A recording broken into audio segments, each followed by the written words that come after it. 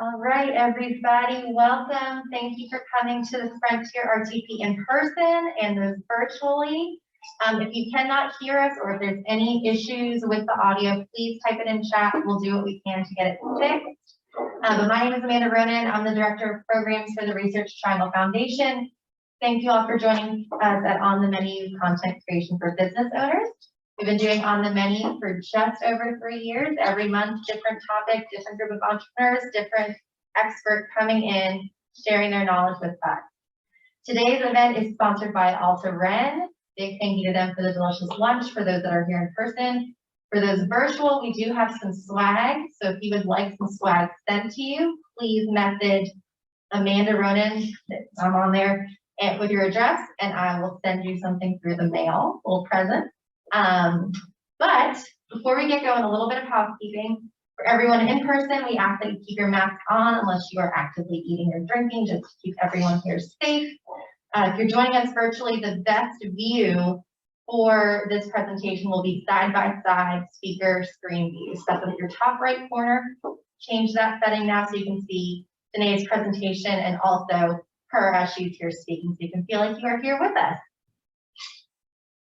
I'm going to give you a quick introduction. I'm going to turn it right over to her. She's got a lot of great content for you. So Danae Edmonds is a diehard Philly Eagles fan, Beyonce lover, woo, go Eagles, and a latte drinker. Yay, lattes! She spends a lot of her time creating her brand, Aspiring Co. And she's passionate about uplifting women, uplifting and empowering women. She cares a lot about social media, design, women's issues, race issues, equality, empathy, and being a good human. Danae is a proud member of Alpha Kappa Alpha Incorporated sorority and is originally from South Jersey but calls Raleigh-Durham her home. Danae is also a 3-time stroke survivor, and her debut book is being published by Wise Inc. Creative and is slated for Q1 2022. With that, I'll turn it over to Danae.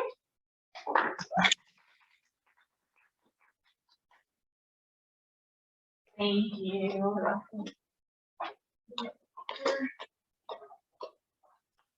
Good morning, everyone. I'm so excited to present on content creation for you guys. So we have a lot of content to hop into today. I'm gonna go ahead and get started. Cool. So you guys heard my bio. I like to start with telling people that I'm an introvert because I feel like that's important. It kind of frames the conversation. I'm not going to be like up here going crazy, running back and forth. Just gonna be, it'll be pretty chill. I'm really looking forward to presenting for you guys about me. So Aspiring Co is a media company.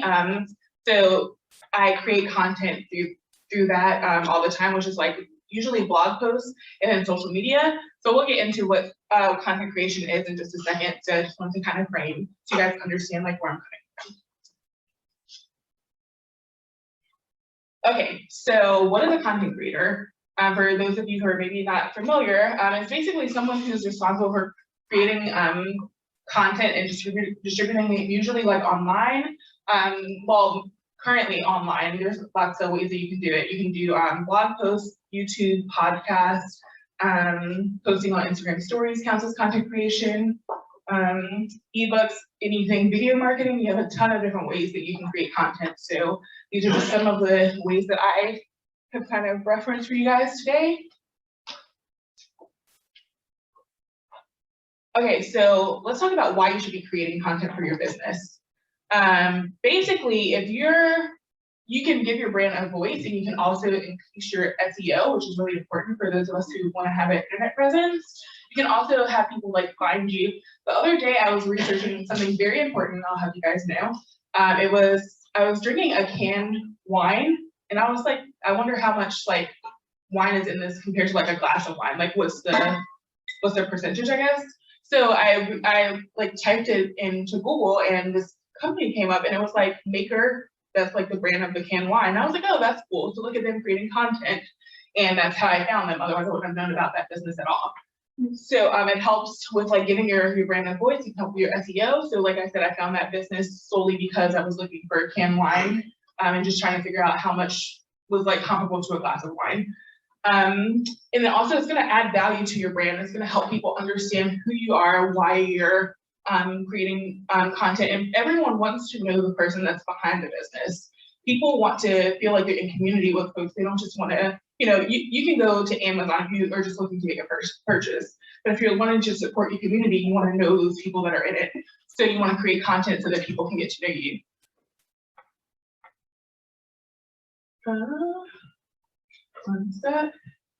Okay, so I guess we'll talk about it from kind of two different perspectives. One as like a content creator, so like if someone who wants to get out there and like have maybe like a blog or like a podcast and monetize that, that's one aspect. But then for you guys, if you're an entrepreneur or you work for a business and you're looking to create content, we're going to talk about that also. So usually I think people are held back by their fear because they're just kind of like, oh, everyone has a podcast. I don't want to just like throw my opinion out there. But your secret power is that you are you, and no one is coming from your perspective, your exact experiences. So that is really something that you should just like go for if that's what you want to do. So you just want to, I think the biggest thing that holds people back, in addition to the fear, is just like not being ready to commit to like, you have to pick like, okay, this is the avenue we're going to pop into, and I don't know what I'm doing, stuff like that. So I think just like being very mindful of that, and then also really just trying to get it out there, regardless of like all that stuff, the fear, and just start. It'll never be perfect. You have to start, and then you'll get better. One of my favorite things to do actually is to look at some of my favorite like podcasts. You can go back to like their first episode, and it's going to be trash because it takes time to get like a quality product. So it's not going to come out the gate perfect, and I think we just have to kind of own that as creators. And that's with everything you do, even with like your businesses. I'm sure that has evolved a good bit since you first launched. So that's something that you just want to keep in mind.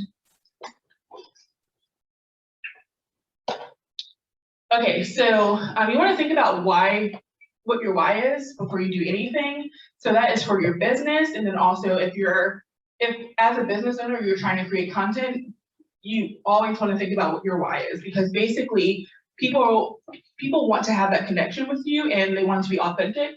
So if it's not something that you care about, you should just like not do it. And that's kind of like in general when it comes to like life. If you are not passionate about the thing, it's not worth doing. So you want to make sure that you're coming from a place of authenticity, and also that you are like really passionate about whatever it is that you're trying to sell people, whether that's your business or like some kind of value that you stand for. So the way that I like to think about this is like you have like your vision, which is like your why, and that is like why you're doing whatever it is that you're doing. And then we're going to think about some ideas to get you to some content that you can create to promote that vision. So I'll start with my own example, and then we'll go around the room, hopefully, and maybe online people can chime in with what their vision is, and then we can brainstorm some ideas together. So for me, my vision is inspiring women, which includes non-binary folks, just generally folks that are underrepresented in our world. So the way that I go about sharing that content is through my interviews that are on my website. I have a podcast, and I also have apparel, so like different t-shirts and things that are really inspiring to folks. So that's like one way that I am creating content to support that vision. So I don't know, does anyone, I would like to learn about like who's in the room so we can try to pick an example and help that person. Does anyone have anything want to volunteer? Awesome. Can you tell us about your business?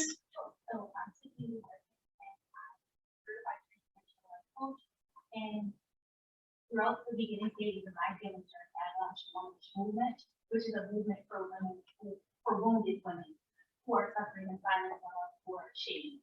I found that as women, it's really hard for us to express things that we're going through because we have to express our feelings, our emotions for so long. And for me, just to see, I started off with just just to see another woman who has experienced something similar to you. Exactly. It's easier for you now, open that door, because a lot of us have trust issues as well. So it's easier when you're showing women that they aren't alone. That's much. So it's a movement, community for women, for wounded women who are suffering in silence at home, because our voice will be very important for us to grow, for us to transition out of the past and forward. I love that. I'm gonna try to summarize it for folks that are on Zoom so they just like know what's going on. So Tiffany, I think that, Yeah, yes. I followed you too. Oh, nice, awesome. So Tiffany was saying that she uses her brand as a life coach to empower women who've been wounded in some capacity. So just like going through that traumatic experience, I'm sure you probably have had to share your own experience to build community. Yeah. How do you go about sharing your experience with folks? So I do on Instagram, I will do my clean up. I haven't done it because I actually am gonna be launching my membership community today, which I'm excited for. Congratulations. Thank you so much, but I would do clean up on Instagram Live, but I'm here because I'm looking for more ways to expand to get my voice in front of others. So I'm gearing also for the podcast because I feel like my voice is all across the world, and I know building up a podcast, that's so popular. I love that. So I would say, starting with your Instagram lives, that's a great way because you can invite other people. So it's like when anyone goes live on Instagram, your followers get pinged, and then if you're joining with other folks, their followers will get pinged also. So that's a good way to kind of start. And then also after you have that content, you can use that video to other things. Like you can share it on YouTube, you can kind of cut it up into little pieces and you can just share that, you can reuse it. And I think that's a really important thing to talk about when we're creating content. You want to have things that are evergreen that you can continue to use. You don't want to spend a bunch of time doing one thing and then like not have the bandwidth to do anything else. So just making sure that whatever you're doing is something that you'll be able to like, kind of reuse and something that you'll be able to continue to do. You want to be consistent with that. So that's one idea. Your podcast, that sounds lovely. I think that's a great idea. You could maybe do blog stuff. You could do some stuff on YouTube. You can just kind of start with telling your story and forming community in that way. And I think just like making sure you're using hashtags, things like that to drive people to your content. But really just starting with just like telling your story, that's I think the best way to get started. Does anyone else have an example? Did you want? I'm a digital marketer brand consultant, and I wanted to get more ideas about how to. It's when you're in your own space doing your work, it's sometimes hard to be outside of yourself and to see what others are saying and how to modify and make your voice more palatable to others so they can understand what you're saying. So kudos, I really love this. As a digital marketer, what I do with my blogs and other social channels is to basically say what I do or present what I do. So when you say, what do you do? I say, go there and you see what I do, how to do it. So if you want to market something, or you want to market your site or your product or whatever, you go there and you see how it's done. Instead of saying, okay, I'm reading this, but I don't really understand what she's saying, I don't know how to do it. I'm doing it as an example. So that's how I approach it, doing it by doing it. So you're doing that through, I think you mentioned blog posts? Blog posts, Instagram, so all the different channels, and there's so many channels, so I narrowed it down to 5. 5 is my favorite number. So I narrowed it down to 5, that's it. And just, as you said before, cross-pollinating data moving back to your home base. So you go out and you basically, you got this flower, that flower, but essentially you want all that traffic to come back to your central. You want to also point to your why, which is why you're doing it. Exactly. So I think another thing that has just kind of been brought up is that there are tons of ways that you can create content. People are making reels on Instagram, which is super powerful. I just know that is not my ministry and I'm okay with that. I think it's okay to admit that. So for me, I know that video is what is most powerful on Instagram right now. So having those live videos and then taking those clips and being able to share that, I think that is kind of the way that I contribute to the Reels conversation, because I just know that I'm not going to be sitting around like recording videos and dancing in my home. I mean, if that's what you want to do, by all means, you go for it. It's just not my ministry, and I'm okay with that. So yeah, I don't know if anyone in the comments has anything on like their business and what they do. Okay, cool. So if guys keep thinking, because we can sit and like brainstorm together. That's like the power of having all these people. So we have folks that don't know your business, they can look into it. You said for the interviews, because I've done them before. Do you think I should still gear to women who are still dealing with post-trauma, past trauma, or should I more so do interviews with women who are in such a state? I think maybe both. So what you can do is you can have like when you go live on Instagram is like you and I think you can have up to 3 people with you. So you can have like, you know, you can have maybe another coach with you because that's the beauty of this, like just preaching community over competition. There is enough business for all of us. So if you invite other coaches, maybe ones that have maybe larger networks or ones who you admire, see if they will hop on, you guys can all just kind of feed off of that audience together. So I think that's really important, really just making sure that you're casting a wide net so that folks can find your content. So I want to move on a little bit to just talking about our audience. And I think that's really important and it helps you with creating content when you sit down and actually think about who is your audience and really making that persona. So I think just like thinking about who your target audience is. I have a friend actually who writes all of her content for Britney Spears. Britney Spears has never seen her content, but she writes it all for her because she thinks that is someone that is relatable. She thinks about it as like okay, let me take, like, instead of being like an industry expert, let me kind of like dumb this down for someone who is not in this industry. So let me find a way to make this content appealing for them. So just like figuring out who your audience is really important. So you can go ahead and make like a persona for them. What's their age? What's their demographic? What are their interests? Where are they located? What kind of job do they have? What are their hobbies? Those are the kinds of things you want to think about when you're creating your persona. And also that it's going to help you with like how to market your content because you now know that I'm creating this for people who are runners. So runners are going to follow like fitness brands. So maybe that's like an avenue that you can use for like marketing your services. So that's one thing, just thinking about your audience. And then tips for starting, I would recommend that you start small. You want to be consistent and figure out what that means. If consistent for you means that you post once every quarter, that's fine, but just stick to that and tell people that's what you're doing so they can expect it. If you're gonna do it weekly, that is a commitment. You can do it, but just know that you're signing up for like a weekly thing and that it's gonna be a lot more work.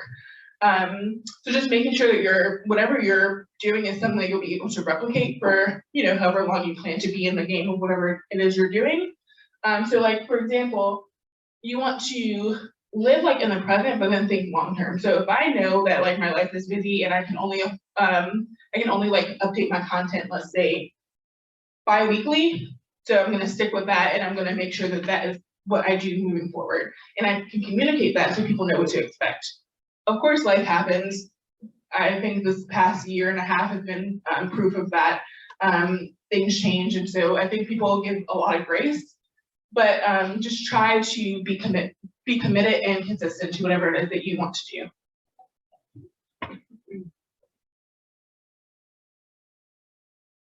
I wanted to just give some examples of some content creators and how they have kind of shifted. These are people who their job was creating content for the internet.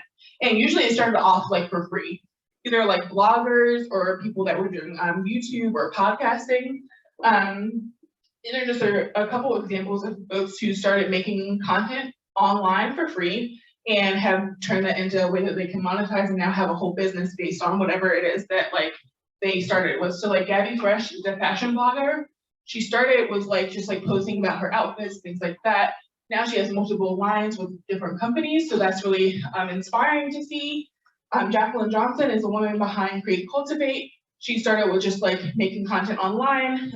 Same with Issa Rae, Kid Fury, all those people. So basically, you just want to find whatever it is you want to do, and then look for ways to grow from there. So like if you're starting with just like comedy or something, maybe that can turn into you writing for like your favorite television show in the future. So these are people that, again, started with just being content creators. They didn't have like a business first. They just started making things.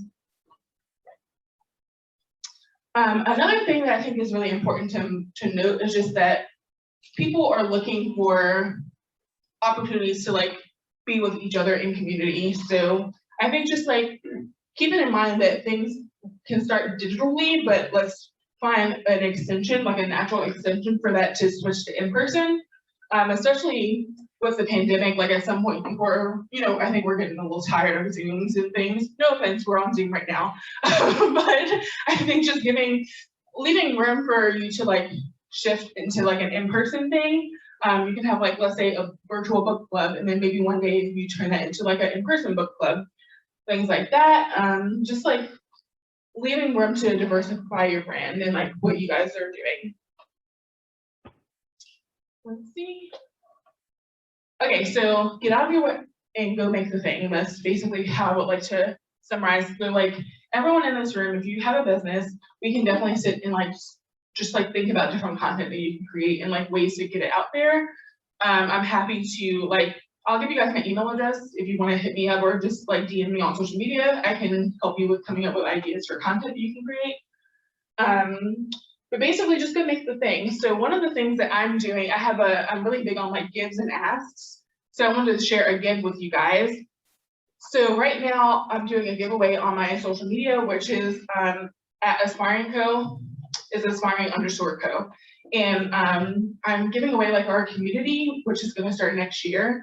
But basically it'll be an opportunity for people to gather with like people that are like-minded and to just like talk about their business, their resources, things like that, and just having a true sense of community. We'll meet weekly. So that's my give right now, the giveaway. So you can go and enter that. And then my ask is that I also have a Kickstarter right now. So if you have the capacity to share about it, that would be amazing. I would appreciate that a lot. Let me see. Ultimately, just be yourself and make the things that make you happy. And I think if that's the one thing you take away, like if no one else is being served by your content but you, I think that's enough. Like that's a good starting point because you'll find people that are like-minded and that want to be in community with you just by starting. Let's see. Okay, so you got this. Here, those are like my social media handles. And also if you scan that QR code, that will take you to the Kickstarter so you can just like learn more about the project I'm working on and hopefully share with your friends. Do you guys have any questions? Let's dive into some more content stuff. Yes, what resonated with me is when you create content and you're just revising it, and you don't want to let it go. Can you talk about that space where that fear comes in? Someone's going to read this, how it's going to be received, or you just take that jumping off point, pressing that button, let it go out. Yes, I am happy to talk about that. I think a while ago I went to a conference and the person was saying that we tend to be very precious over the things that we create. And I think it does us as a disservice ultimately because we're keeping that thing to ourselves instead of releasing it just because we're scared. So I think just like thinking about why you're trying to like protect whatever it is that you're creating and like why you have that resistance. I think that's really important. And then just really stepping back and just realizing that like this is for someone else. It's not about you. So like you just have to share it and get it out there. So I hope that helps. I totally feel that fear all the time, literally constantly. You just have to push past it. Anyone else have any questions? We can also go around the room and talk about business, like what industries you guys are in so we can brainstorm some content. I don't know if anyone else wants to share their industry. Awesome, yeah, I can do that. Oh, we got a question. Okay. Oh. This is from Parker. He's on Zoom. He said, screen printing and embroidery. That's what he does. My why, his biggest need is building brand awareness through something that's not a blog, but also through blogs. So reaching new audience through Instagram right now. What is something you want to know about my business beyond the how to buy? I think showing people the process as like what goes into screen printing, like maybe the design phase and then like the actual printing, and just showing folks like the behind the scenes so they have a better understanding of the process, and hopefully they'll also get to know the creator, the maker. I think that's one thing that you could do. I mean, think of some other stuff. Maybe some partnerships with different influencers, which I'm a little weary of recommending that just kind of in general, because I feel like sometimes people are just like, oh, I just pick someone that has a bunch of followers, and that's not necessarily the best way to engage with folks. But I think really just finding folks that are relatable and that also have like a good engagement rate, which is usually is like your followers and also your like likes and comments, just like figuring out what that engagement rate is. And you want someone that has probably around like a 3%. I feel it, which is actually still kind of high, but you want someone that's getting good engagement. Usually that's people with less followers. But just like really making those like partnerships with people that are in your community and just like seeing it, and people will make content for you. That's another thing. When you partner with the right person, they'll give you plenty of content that you'll be able to recycle and use all the time. Okay, is anyone, I don't know where we should start with industry folks. You want to start here? Sure. I just like On the spot. yeah, like, okay. Well, I just came sanitizer right before I got here. okay. Well, honestly, this is more educational for me. I have more of a family business. We're trying to start a family farm. Oh, nice. Yeah, so it's very contrary to probably some of the like self-made entrepreneur kind of things, like more like a family thing. But it's very preliminary right now. We're just trying to build our business plan, but we are thinking about things like, from a socially conscious perspective, community needs and things like that. So I'm not even there necessarily as to like how to really define our why. We're still developing that, and so I'm just really digesting all of this stuff you shared. Awesome. I can think of a couple of folks on social media that you might want to follow that are doing, I think, a great job with like their content. So I would start with her handle. I think is Farmer C, like Farmer and then CEE. I'll confirm. I'll get it to you so you can just like check out what they're doing. I don't know if anyone else wants to maybe pass it. We're just all going to talk about our businesses.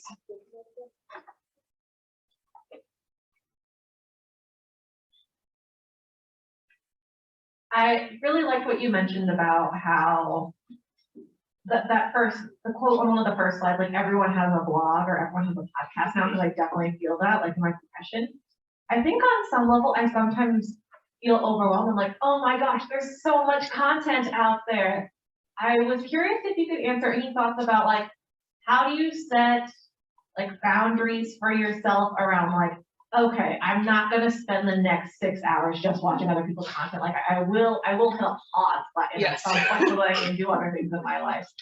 Because I love reading everyone's content. I love taking it all in. But there's only so many hours in the day. I feel that. Let me grab the mic.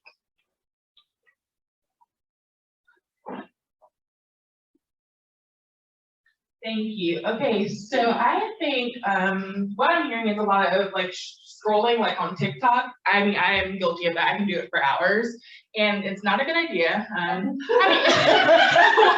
It can be a good idea if you're doing it for like, let's say, inspiration. You're just trying to figure out what the trends are, things like that. But at some point, you have to take a break and figure out how you can take the things that you're seeing and apply them to your industry so that you can capitalize on the momentum of whatever the moment is. TikTok is another thing that I just feel like it's just like not my ministry. I enjoy to watch it, like watching it though. So I think just like really setting that limit of like, okay, I'm only on here for like 30 minutes, which I know that's not a lot of time. I mean, it either is a lot of time or it is not a lot of time.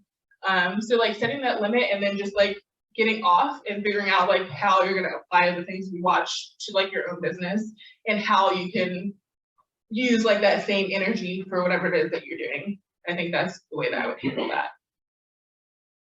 Anyone else want to share about their businesses? Happy to give ideas.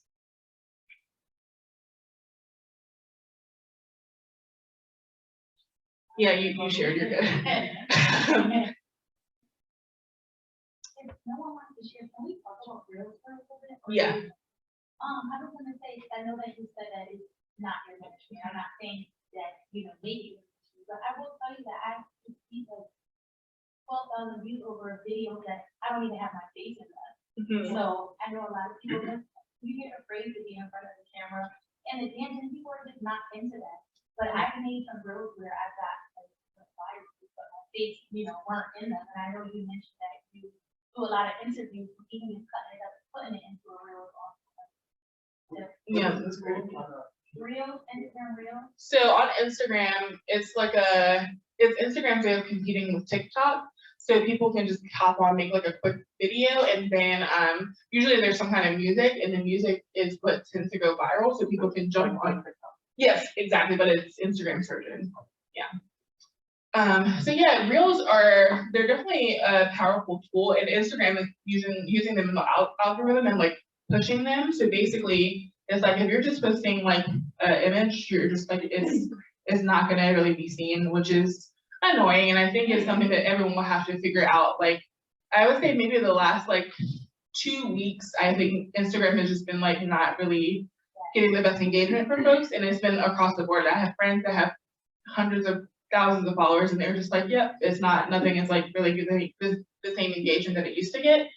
But yeah, Reels is a good way to kind of get out there. You can just like watch, you want to see like the videos and like the sounds that are most trending and popular, and then you can just like do whatever it is that you do, make it relevant to that sound, and then share that. I had a question about tone.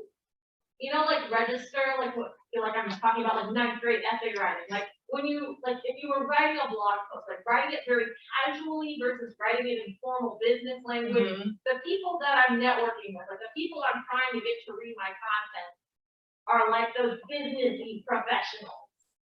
But I like talking like a normal person. Yes. How do you feel about register when it comes to content creation? I think that goes back to kind of figure out who the audience is. So just like if your audience is going to be those super professional folks, you want to kind of meet them where they are. And I would say maybe over time you can kind of shift gears into giving it a little bit more like the way that you would actually present or talk. But if your audience is going to be those like everyday people that are not in your industry, I think that's when you can just kind of be yourself and just talk however you would regularly talk. I'm really big on like just like a conversational tone. But I think just defining that and keeping it consistent throughout your brand, even like when you're posting on Instagram, it should be kind of like the same tone. Yes. This is kind of a three-parter. What's your social media strategy? Lead to the calendar, and what are the positive newsletters you recommend for social media? Okay, cool.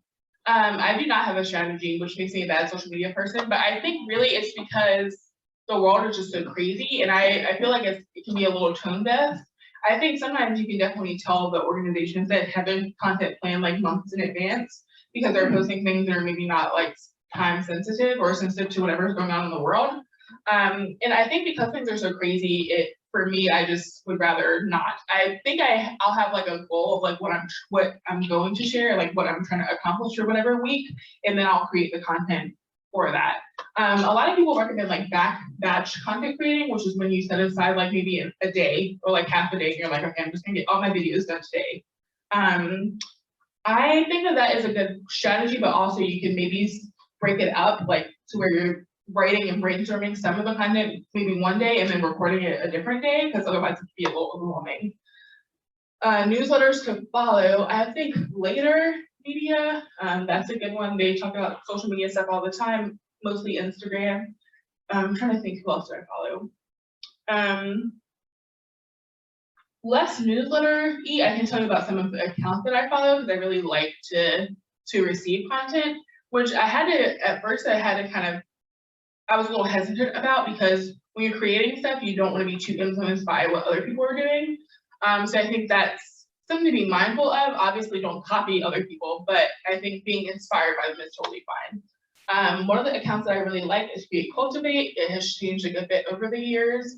I noticed that they are taking things that would just be an image usually, and they're uploading them as a video because of Instagram, to kind of like hack what Instagram is doing to like promote video stuff.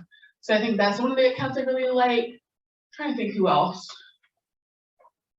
I'm like, I need my phone. I just doom scroll all day. But yeah, I think I would say Create Cultivate is a good one. Who else needs good stuff? I'll think about it, and if I think of anything else, I'll share it. Any other questions?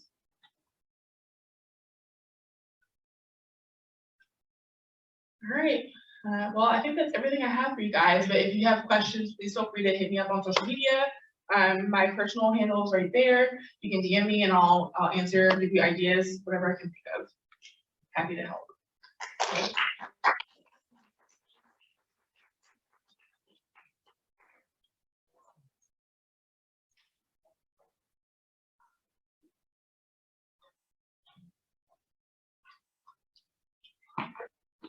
I think Oh, yep, that's good. I was like, I don't want it to make that sound. So. Yeah, that feedback, I can't take it. Don't go to guys.